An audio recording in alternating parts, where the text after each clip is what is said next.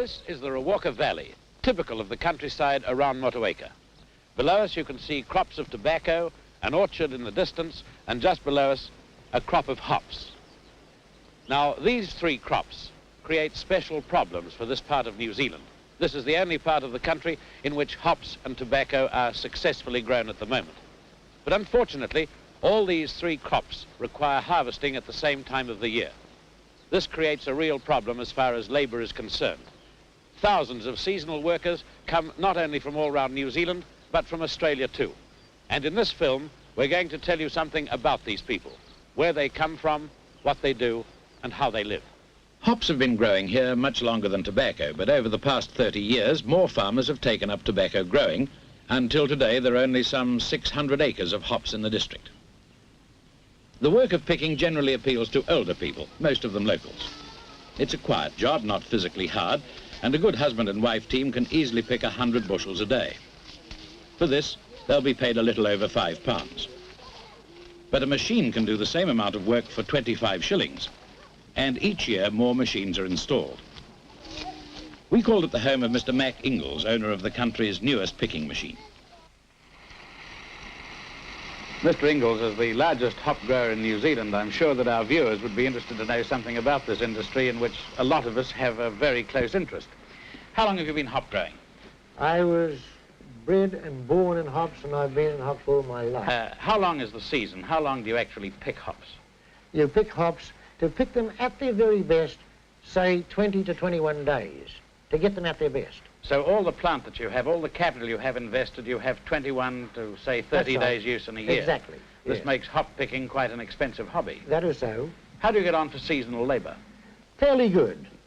This machine that you've just had operating this season, yes. How many seasonal workers will this dispose of? Quite 150. 150? Yes. This machine replaces 150 And of them. a tremendous lot of school children after school and weekends as well. For hop growers, this is the future. Owners of gardens smaller than Mr. Ingalls are combining to purchase machines, or else hiring them on contract. And it's possible that in 10 years' time, there'll be no hand-picking done at all. There are 600 acres of hops around Motueka and 6,000 acres of tobacco. Seasonal workers who come in for the tobacco harvest are young, and they need to be fit. A man can earn 13 or 14 pounds a week. Not a fortune, but he pays nothing for accommodation and very little for food. Along with hop growers, tobacco farmers are beginning to mechanize picking. The average tobacco farm isn't large, but its crop is very valuable. Mr. Hurd, you came out from the UK about 5 years ago. What's the extent of your holding? Well, I have totally 29 acres, 12.5 of which is in tobacco, and the rest is hill country and buildings and my house and that sort of thing. What's the value of the crop on these 12.5 acres? Well, in a good year, the best year I've had actually, it's been worth just over £7,000. But on average, during the 4 years I have been here, I would put it at about £6,250.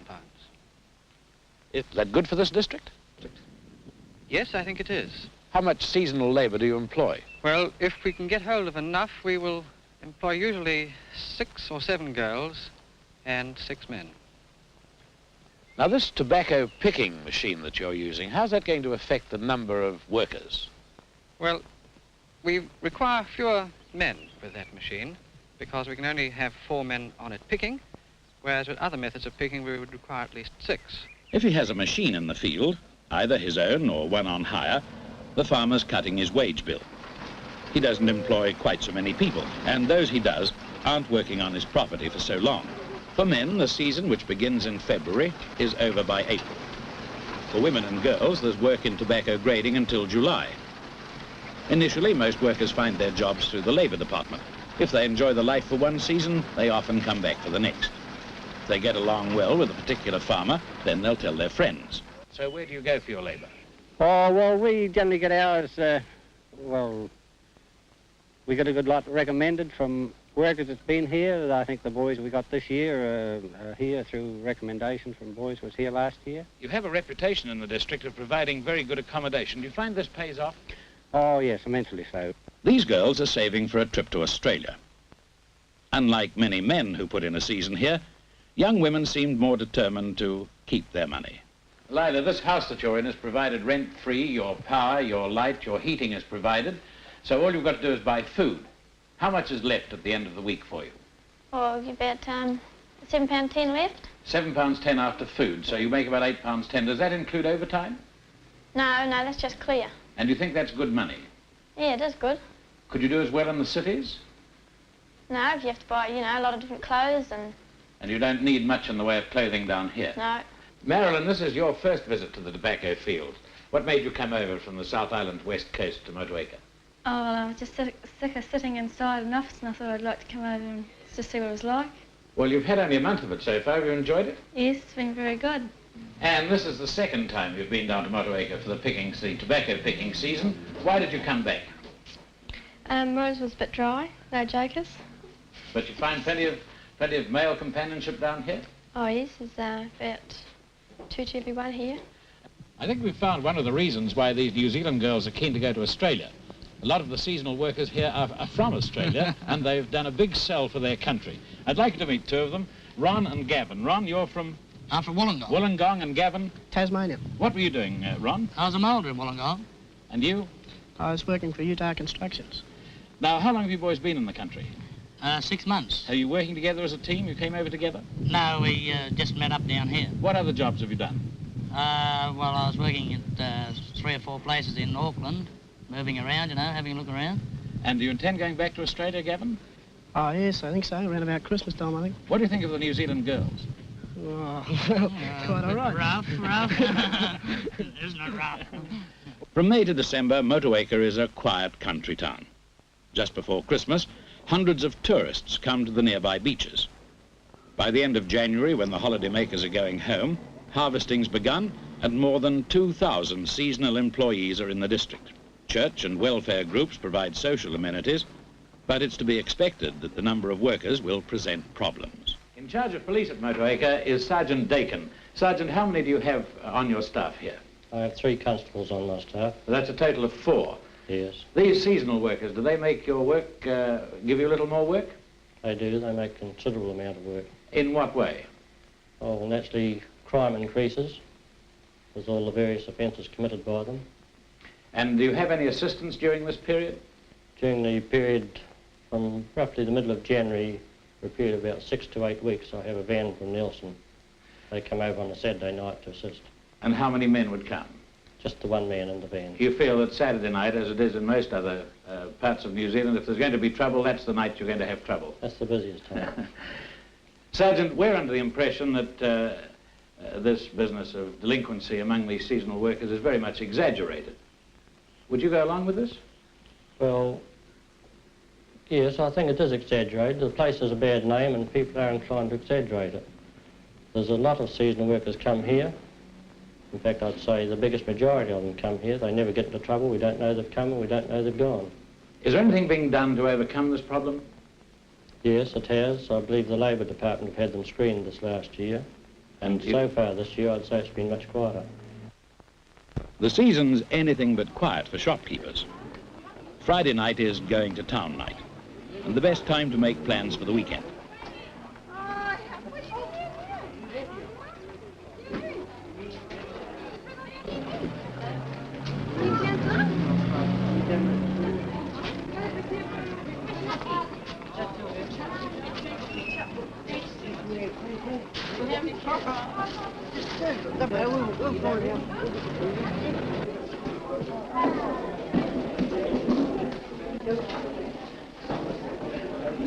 The post office is the busiest place in Motueka.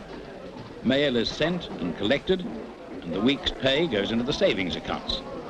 Or last week's pay comes out. This would be an unusual hotel because it is very seasonal.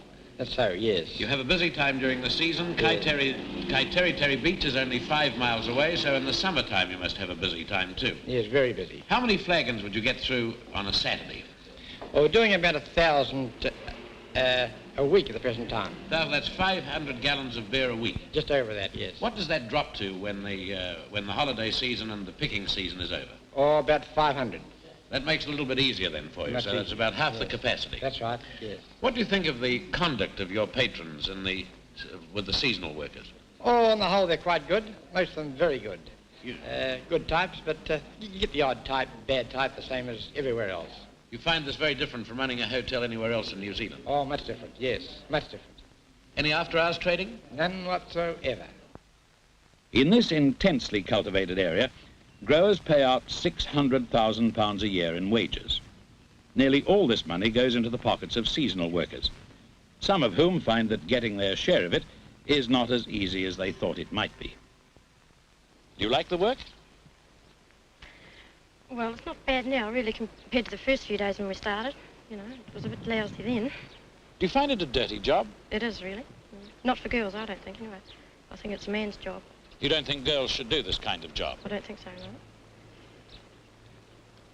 What sort of work would you rather be doing if you continue to work around here? Around here? Yes. Well, I think if I had my way, I'd start on the fruit picking, you know. It's a much cleaner job, and I'd say it's more interesting, too. Why don't you? Well, I've done fruit picking before. We used to do it when we were at home, you know, just to fill in time. And I just thought I'd like to try tobacco. But if I had known it was like this, I wouldn't have done it at all. And it's a bit late now to start, really. It's like sort of walking out on somebody, and I don't like that. Across the bay is the city of Nelson, and through its port each year are shipped 1 million cases of fruit. From mid-February to early May, pickers and packers work on the orchards and in the sheds at Tasman, Motueka and Redwoods Valley, the apple-growing settlements near Motueka.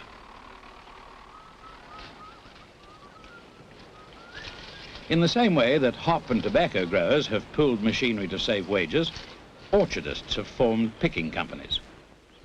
8 growers are together in the Bluffs Packing Company. In a good season, 80,000 cases of apples come out of their shed.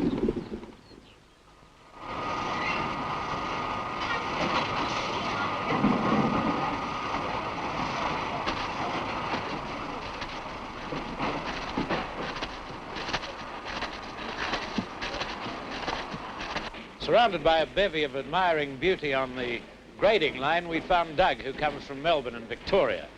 Doug, what were you doing before you came out here? I was working for the AMP. In the insurance business? That's right. Well, this is quite a far cry from working in an office. Why did you decide to come over?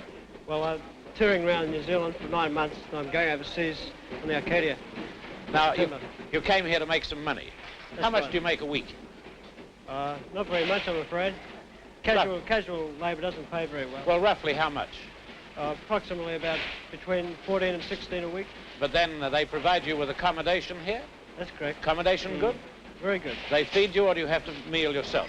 3 square meals a day. Oh, you have a meal provided by the packing? That's correct. People. Doreen is one of the fastest packers in this shed, and she's from Tasman. This is your actual hometown, Doreen, is it? Yes. How long have you been packing? This is my 4th season. And what do you do when you're not packing apples? Do you stay here in Tasman? No, I usually go to Wellington or Auckland. And what sort of jobs do you take there? Coffee bar work mostly. Which part of New Zealand would you prefer to work in? Wellington. Why do you come back here?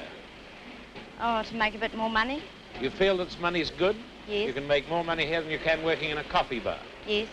Vivian comes from Western Australia, 50 miles south of Perth. How long have you been out here, Vivian? 4 months. How long have you been grading apples? Well, it's our 3rd week now. How are you enjoying it? Well, it's very boring. What job were you doing in Australia? Cashier. Well, type of... surely that's fairly boring too, isn't it, being a cashier? Oh, no, not really. You find this boring because you're doing the same thing all the time? Yes, it's just the same thing over and over again. Not many people come to work round Motueka with the intention of saving a great deal of money. A few are drifters, unable to settle anywhere. The majority are here simply to have a working holiday. Do you find that being a Maori makes any difference down here? No, it's not at all. Actually, I got on quite well with everyone. Yeah. Would you like to come back again? Oh, I don't know. It's, actually, when I've been in one job, you don't like, you know, keep moving around, you don't. Once you've learned one job, you like to learn a different job again. What do you do with the money? It'll be all right to come back down again. What do you do with the money you get? Oh, don't say that's for sure. What do you spend it on? Oh, having a good time, parties. Now, what about the people, the other workers? Oh, I think they're all good fun. They're really good sorts. I mean, you might meet some rough ones, but never mind. You've just got to take it. 5 days work, 2 days play. It makes for a well-balanced life.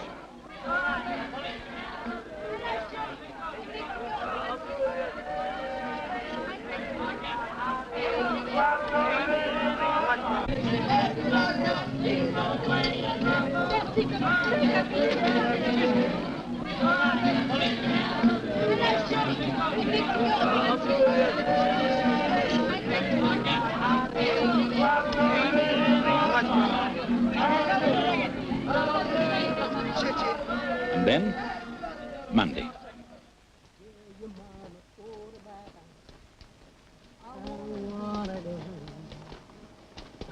Rows of tobacco to be picked, boxes to fill.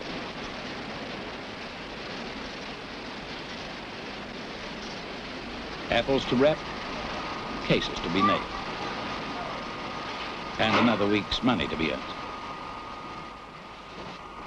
This then is Motueka. We've met some of the people who live here. We've met some of the people who come here for casual employment. We've seen too how machinery is continually taking over from what hands used to do. But for a long time to come, Motueka and the surrounding district will be dependent on the goodwill of the labor that will come here for the flush of the season.